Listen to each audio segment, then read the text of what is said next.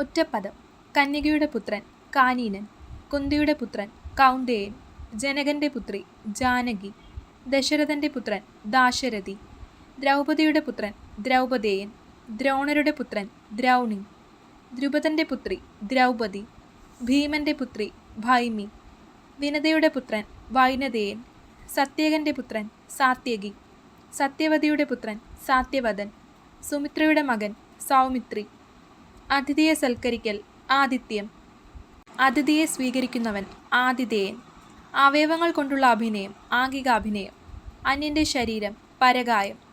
അന്യന് ചെയ്തു കൊടുക്കുന്ന ഉപകാരം പരോപകാരം. അധികം സംസാരിക്കുന്നവൻ വാചാലൻ. അർത്ഥത്തോടുകൂടി സാർത്ഥകം.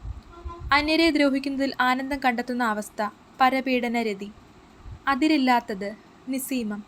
അന്യന്റെ ഭാര്യ പരദാരം. അന്നത്തിന് മാത്രം ജീവിക്കുന്നവൻ അന്നായി.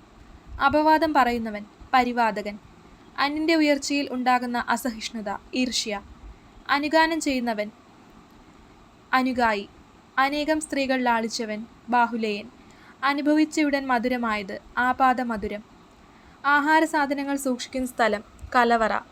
ആവർത്തിച്ചു പറയുന്നവൻ അനുഗാദി. ആകാശവും ഭൂമിയും കൂട്ടിമുട്ടുന്നതായി തോന്നുന്ന ഇടം ചക്രവാളം. ആവരണം ചെയ്യപ്പെട്ടത് ആവൃതം. ആദ്യം തൊട്ട് അവസാനം വരെ ആദ്യന്തം.